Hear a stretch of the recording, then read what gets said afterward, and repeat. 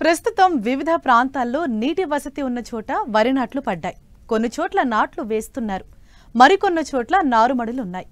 మొత్తం మీద వివిధ దశల్లో ఖరీఫ్ వరి పనులు సాగుతున్నాయి. ఈ నేపథ్యంలో సమగ్ర కలుపు, ఎరువుల యాజమాన్య పద్ధతులు పాటిస్తే రైతులు ఎక్కువ దిగుబడులు సాధించవచ్చని చెబుతున్నారు సీనియర్ శాస్త్రవేత్త డాక్టర్ డి చిన్నమనాయుడు.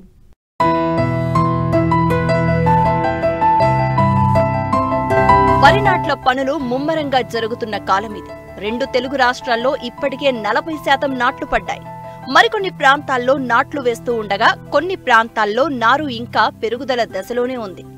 ఏదేమైనా స్వల్పకాలిక రకాలను ఈ నెలాఖరులోపు వరి నాట్లు పూర్తి చేస్తే మంచి దిగుబడి సాధించే వీలుంది.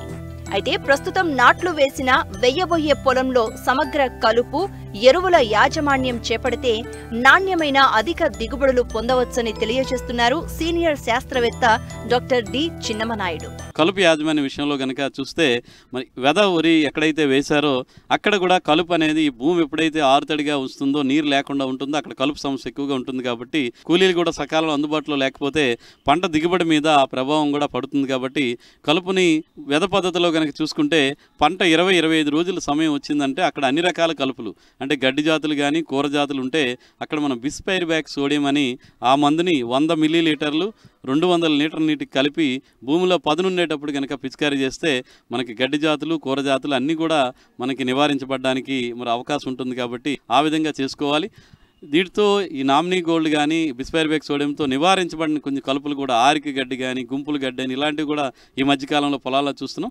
దాని నివారణ కోసం మనకి చూసుకుంటే కనుక ఫినాక్సీ ప్రాప్ ఇథైల్ అనే మందు రైస్టార్ అనే పేరుతో దొరుకుతుంది. ఆ మందుతో పాటుగా ఇథాక్సీ సల్ఫిరాన్ సన్ రైజ్ అంటారు, అదొక 50 గ్రాములు కానీ, లేదంటే ఆల్ మిక్స్ అనే మందుని 8 గ్రాములు ఈ రైస్టార్కి ఈ మందుని కూడా మనం జత చేసి కనుక పిచికారీ చేసుకుంటే అన్ని రకాల కలుపులు నివారించబడడానికి మరి అవకాశం ఉంటుంది. అదేవిధంగా ఎవరైతే రైతులు డ్రమ్ సీడర్ పద్ధతిలో మరి వరి వ్యవసాయం చేస్తారో అక్కడ విత్తనాలు వేసిన వెంటనే 2వ రోజు 3వ రోజు ఈ పైరిజోసల్ఫరాన్ ఇథైల్ అనేటువంటి మందును అంటే మనకి సాతి అనే పేరుతో దొరుకుతుంది. 80 గ్రాముల మందు 180 నుంచి 200 లీటర్ల నీటిలో కలిపి కనుక మనం పిచికారీ చేసుకుంటే అక్కడ కూడా కలుపు సమర్థవంతంగా నివారించబడుతుంది. ఒకవేళ పిచికారీ చేయలేని పక్షంలో మనకి ఆక్జాడ్ అయర్జిల్ అంటాం, టాప్ స్టార్ అనే మందును అంటే 35 గ్రాముల మందును ముందు 1 లీటర్ నీటిలో కలిపి తర్వాత 30-40 కేజీలు ఇసుకలో కలిపి డ్రమ్ సీడర్ వేసిన 5-6 రోజుల తర్వాత పల్చగా నీరుంచి మనం కనుక ఇసుకలో కలిపి చల్లుకున్నా కానీ ఆ విధంగా కలుపు నివారించబడుతుంది.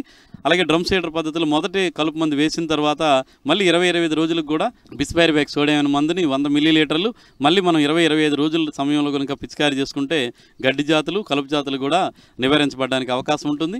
అదేవిధంగా నాట్లు వేసే పొలం అంటే ఉడుపు వేసేటువంటి పొలం కానీ మిషన్తో ఉడిచేటువంటి పొలాల్లో కలుపు నివారణకు ఉడిచినటువంటి 2వ రోజు నుంచి 5వ రోజు మధ్యలో మనకి ఈ ఆక్జాడ్ అయర్జిల్ అంటాము, అది టాప్ స్టార్ పేరుతో దొరుకుతుంది. 35 గ్రాముల నుంచి 50 గ్రాములు ఈ మందును ఇసుకలో కలిపేసి పొలంలో 1 ఇంచి 2 ఇంచుల నీరు మాత్రమే ఉంచి చల్లుకుంటే కనుక నాట్లు వేసే పొలంలో కూడా మనకి ఈ కలుపు యాజమాన్యం అనేది సక్రమంగా ఉండి పంట మొదటి దశలో కలుపు నివారించబడడం వల్ల మొక్కలు ఆరోగ్యంగా పెరిగి మంచి పిలకలు పెట్టి మంచి దిగుబడి రావడానికి మరి అవకాశం ఉంటుంది. కాబట్టి కలుపు యాజమాన్యంలో రైతు సోదరులు ఈ జాగ్రత్తలు తీసుకోవాల్సినటువంటి అవసరం ఉంది. భూసార పరీక్షల ఆధారంగానే ఎరువుల యాజమాన్యం చేపట్టాలి. భూమికి ఎంత మేర పోషకాలు అవసరమో అంతే వేయడం వల్ల పెట్టుబడులు కూడా తగ్గుతాయి. వరికి ముఖ్యంగా నత్రజని, భాస్వరం, పొటాష్ అధికంగా అవసరమైన పోషకాలు. వీటితో పాటు సూక్ష్మ పోషక లోపాలు రాకుండా జాగ్రత్త పడాల్సిన అవసరం ఉంది. జింక్ లోపం ఉంటే కనుక చివరి దమ్ములోనే మనకి 20 కేజీల వరకు కూడా జింక్ సల్ఫేట్ను వేసుకొని తదుపరి ఒక 2 రోజులు పోయిన తర్వాత ప్రాథమిక ఎరువులు ఏవైతే ఉన్నాయో వాటిని అందించడానికి ప్రయత్నం చేయాలి. మరి చివరి దమ్ములో మనమైతే కనుక డిఏపి, అందులో మనకి నత్రజని భాస్వరం 2 దొరుకుతాయి. కాబట్టి ఎకరానికి 1 బస్తా డిఏపి, దానితో పాటు కొద్ది మోతాదులో నత్రజని కోసం యూరియా ఒక 5 నుంచి 10 కేజీలు కలుపుకోవడం. అలాగే పొటాష్ తప్పనిసరిగా చివరి దమ్ములో కూడా 15 నుంచి 20 కేజీలు చివరి దమ్ములో తప్పనిసరిగా వేయాల్సినటువంటి అవసరం ఉంది. ఈ విధంగా మనం భాస్వరం ఎరువులు వీలైనంత వరకు మనం నాట్లు వేసిన తర్వాత అయితే వారం రోజులు మూన తిరగక ముందుగానే భాస్వర ఎరువు భూమిలో పడే విధంగా చేసుకోవడం, లేదా చివరి దమ్ములోనే వేయటం అనేది చేసుకుంటే భాస్వర ఎరువు ఎక్కువ రావడం వల్ల వేరు వ్యవస్థ బాగా అభివృద్ధి చెంది తద్వారా పోషకాలను బాగా తీసుకుని పంట ఆరోగ్యంగా పెరగడానికి అవకాశం ఉంటుంది.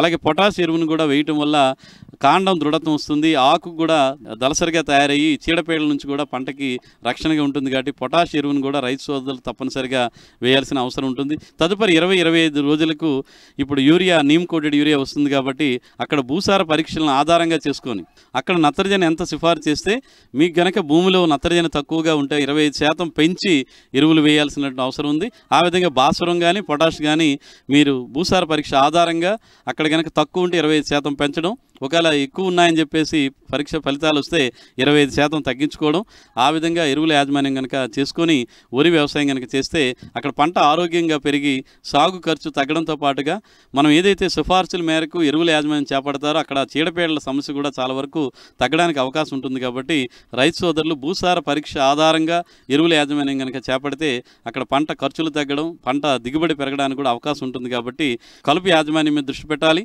అలాగే మొదటి దఫా వేసేటువంటి ఎరువుల యాజమాన్యం మీద దృష్టి పెడితే వరి పంటను కూడా మనం ఎక్కువ దిగుబడులు పొందడానికి, నాణ్యమైన దిగుబడులు పొందడానికి, అలాగే సాగు ఖర్చు తగ్గడానికి కూడా అవకాశం ఉంటుంది. ఎక్కడైతే సరైన ఎరువుల యాజమాన్యం చేపడతారో అక్కడ చీడపీడల బెడద తక్కువగా ఉంటుంది. ఇటు కలుపు యాజమాన్యంపై కూడా దృష్టి పెడితే దిగుబడి పెరగడమే కాకుండా పెట్టుబడులు కూడా తగ్గుతాయి.